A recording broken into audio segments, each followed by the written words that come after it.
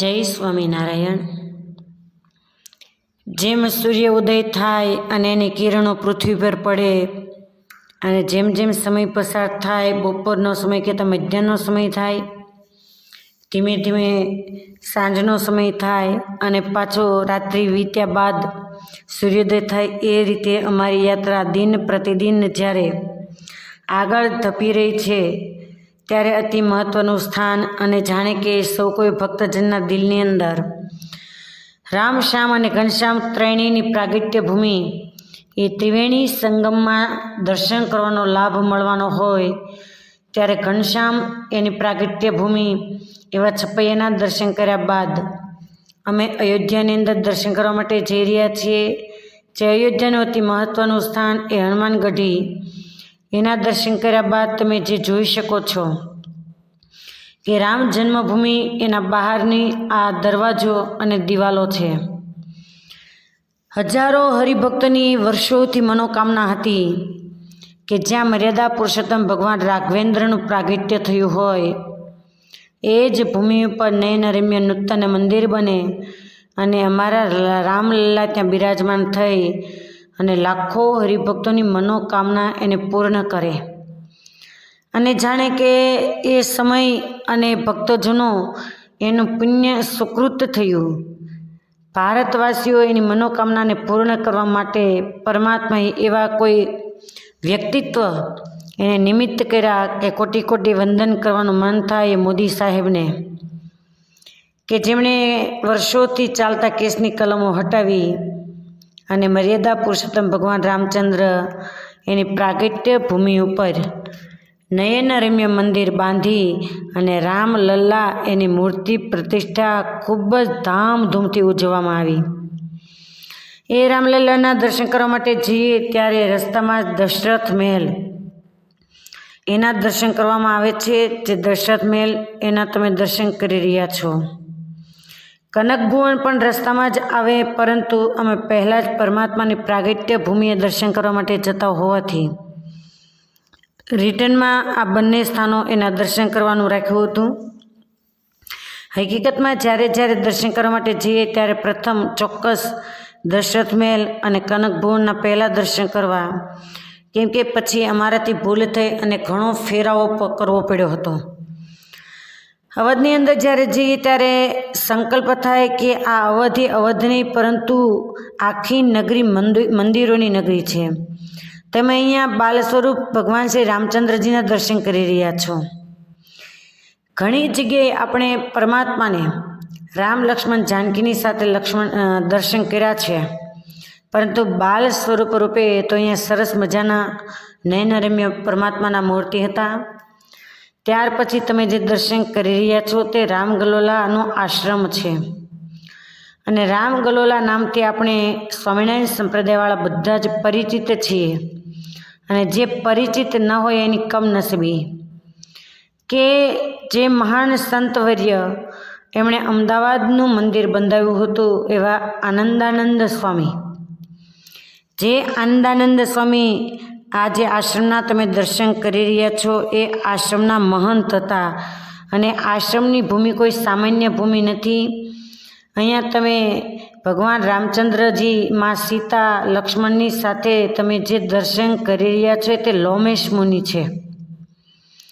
આ લોમેશ મુનિનો આશ્રમ હતો અને તપસ્થલી પર મોટો મહંતનો અખાડો હતો અને એના મહંત તરીકે આનંદાનંદ સ્વામી, જે ભરતપુરના મહારાજા, એ અહીંયા રહેતા હતા અને જ્યારે દ્વારિકાની યાત્રા કરવા માટે નીકળેલા અને સોરઠમાં આવ્યા, પરમાત્માની પહેચાન થતાં કાયમના માટે અઠે ગંગા મારી અહીંયા એમ કહી અને રહી ગયા અને જેને સ્વામિનારાયણ સંપ્રદાયની અંદર આનંદાનંદ સ્વામી તરીકે ભેટ મળી। ત્યાર પછી તમે રત્નસિંહાસન ગદ્દી એના દર્શન કરી રહ્યા છો, કે જે રત્નસિંહાસન મંદિર એ પણ અયોધ્યાની મંદિરોમાં એક મહત્ત્વનું મંદિર ગણાય છે। ઘણા સ્થાનકો એવા છે અવધની અંદર કે જ્યાં કાયમ ચોક્કસ જઈએ એટલે દર્શન કરવા જ। ઘણીવાર કેવું થાય કે આજુબાજુના નાના નાના સ્થળો એના દર્શન મૂકી અને મુખ્ય પ્રાગટ્ય ભૂમિના દર્શન કરી અને લોકો આવતા રહેતા હોય છે. તો રત્ન સિંહાસનમાં બિરાજમાન એવા પરમાત્મા રામચંદ્ર, માં જાનકી અને લક્ષ્મણ ભૈયા એના ચાંદીના સિંહાસનમાં તમે દર્શન કરી શકો છો. રત્ન સિંહાસન મંદિર એ બહારના ભાગમાં હવેલી ટાઈપ મંદિર છે.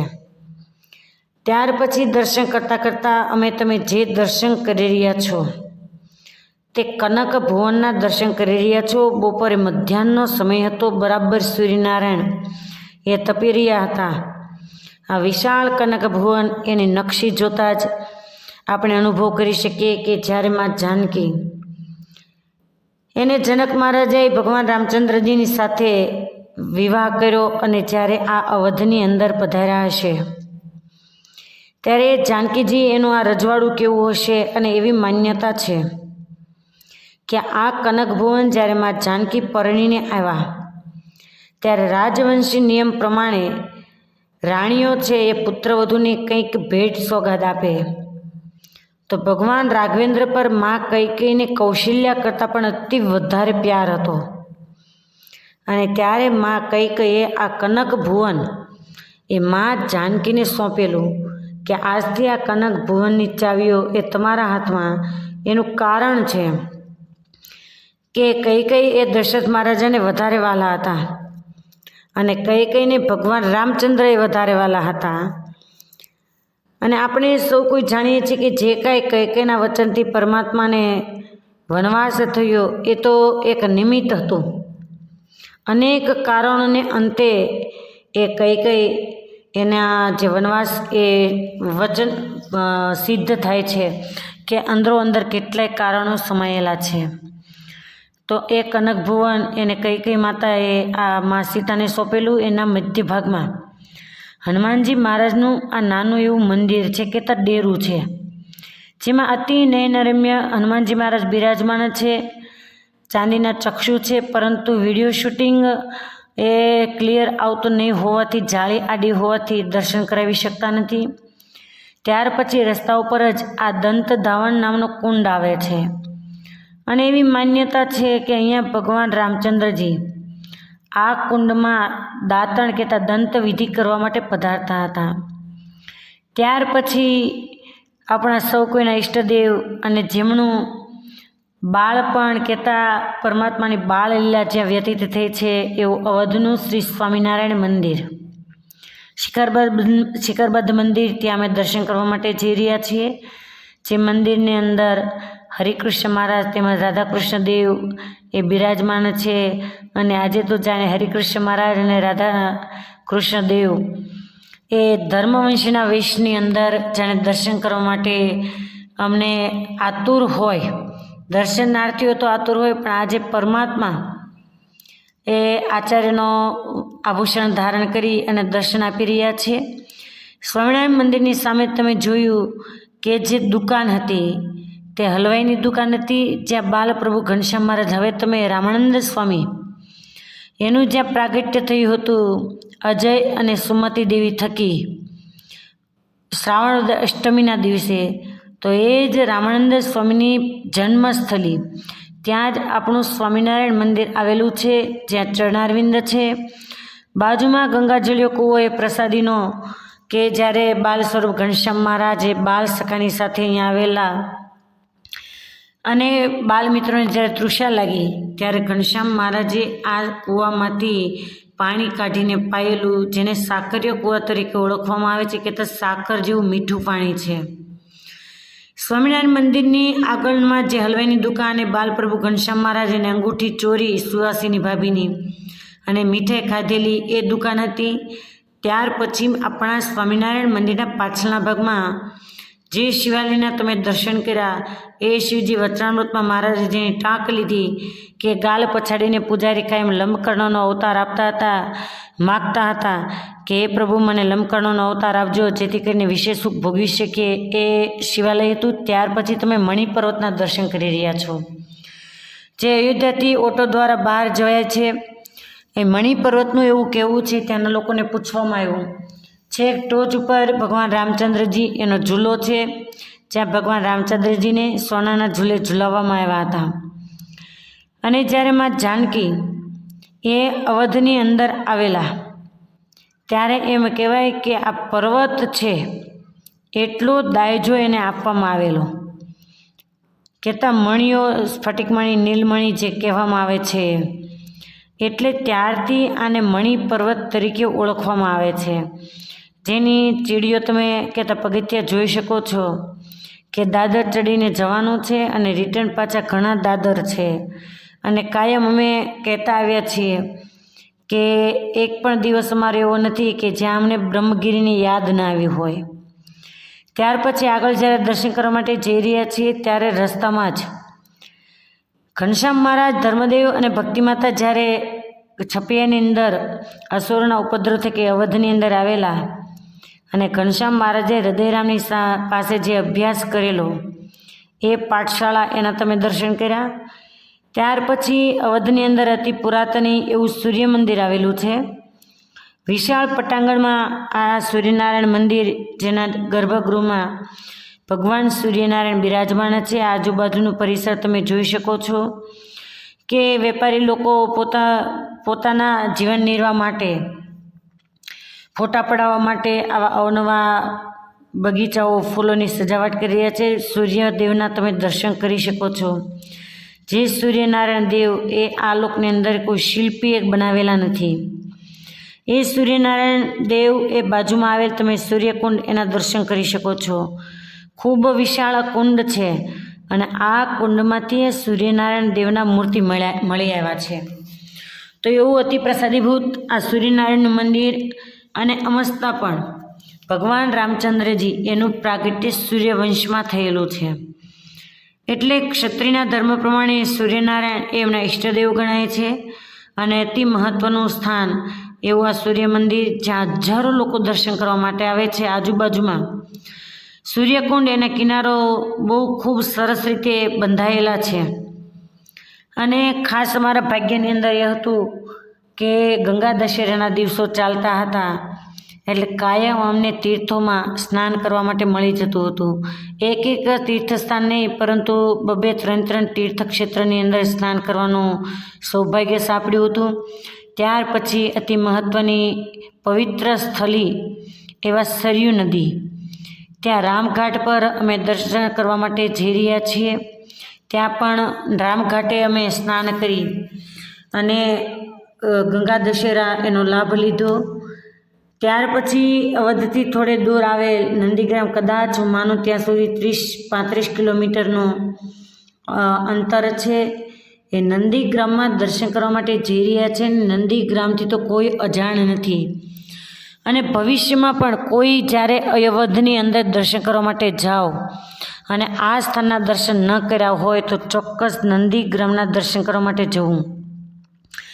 અહીંયા દક્ષિણમુખી હનુમાનજી મહારાજ તેમજ નંદીગ્રામમાં ભરત મહારાજા એ 14 વર્ષ સુધી ભગવાન રામચંદ્રજી એના વીર્યની અંદર ખાડો ગાળી અને જે તપ કર્યું હતું એ જ જગ્યાના તમે દર્શન કરી શકો છો. આ હનુમાનજી મહારાજ છે કે જે હનુમાનજી મહારાજ બ્રાહ્મણનો વેશ લઈ અને ભરતજીની પાસે આવ્યા હતા કે ભગવાન રામચંદ્રજી અયોધ્યાની અંદર પાછા ફરનાર છે. એ આ ભરત ગુફા, ત્યાં તમે દર્શન કરી શકો છો. નંદીગ્રામ એ ખૂબ વિશાળ જગ્યાની અંદર આવેલું છે. એ આ જે હનુમાનજી મહારાજ તમે દર્શન કરી રહ્યા છો એ સ્વયંભૂ હનુમાનજી મહારાજ છે. ત્યાર પછી ભરત ગુફા એના દર્શન કર્યા બાદ તમે રામ ભરત મિલન એના દર્શન કરી શકો છો કે બંને મૂર્તિઓ ભગવાન રામચંદ્રજી અને ભરત મહારાજા એનો મેળાપ થયો છે. અને એમ કહેવાય કે રામાયણની અંદર જ્યાં સુધી ભરતનું પાત્ર સમજવામાં ન આવે ત્યાં સુધી તમે રામાયણના કોઈ પણ પાત્રને નહીં સમજી શકો.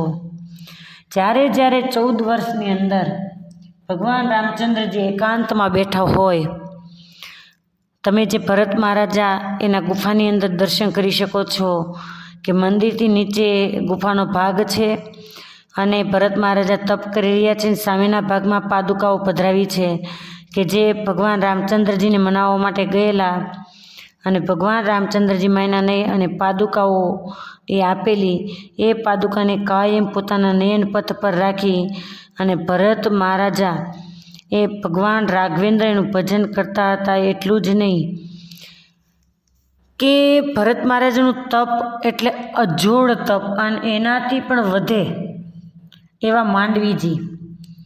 ભરત મહારાજા એક મોટી જવ એ ગાયને ખવડાવે અને ગાય પોતાના છાણની અંદર કહેતા પોદળામાં એ જવ નીકળે એને ધોઈ સાફ કરે અને પછી ગૌમૂત્રની અંદર ઉકાળવામાં આવે અને એ ભરત મહારાજા એ જવને ગ્રહણ કરતા અને માંડવીના માટે તો એવું કહેવાય કે ઉકાળેલું જળ એ એનું પાન કરતા હતા.